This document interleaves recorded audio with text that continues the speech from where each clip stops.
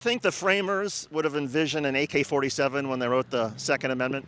I think it would have been difficult to envision the type of conflict and wars we would have had to face to, continue to, protect the forefathers, Constitution. It's too far back to know what would have taken place. So I may be misunderstanding you. You support that whatever it takes to defend freedom, but you don't necessarily support AK-47s being unregulated because of the Second Amendment.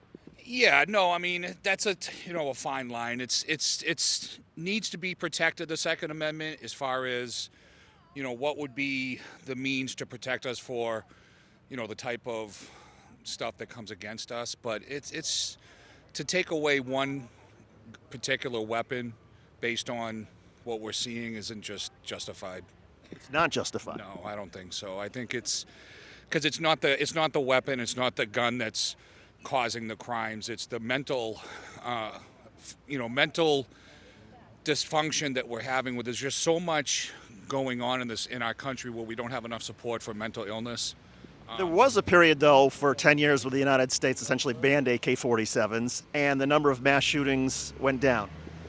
Yeah, again, those are all things that has happened over time. But again, it's like the mental illness is the real fight we're fighting right now. We need support for all the people in the world. We've had so many suicides of people, young children, adults, actors, musicians that have committed suicide through mental illness, and that's really the battle we're fighting right now. So whose responsibility is it to try to help people with mental illness? Is it a community? Is it a state? Should the federal government be doing more? It's everyone. It's the families themselves that their family members. It's the towns, the governments, the Congress and whatnot. Yeah.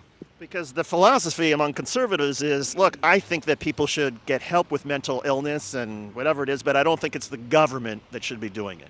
No, it certainly is. There's got to be more opportunity, more establishments where they can go get the help, local, all around. It needs to be there because right now in the pharmaceutical world, they're just basically feeding them certain pills just to kind of Band-Aid and mask the issue. It's not helping it. Sometimes it makes it worse. They need the therapy. They need the actual counseling and, a place that they know they can go to. And every small town, every city needs a place like that. So you're different with a lot of conservatives on that. I would say so, yeah. What's the biggest issue that drives you to support Donald Trump? I just think that he's telling us, he's giving us the facts of what's really going on in our world, in our government, in our Congress, what kind of corruption and conspiracies are really going on behind the scenes. And, we've seen it ourselves for many, many years, but nobody in the political, platform has ever been able to come out and say anything due to the fear of what could happen and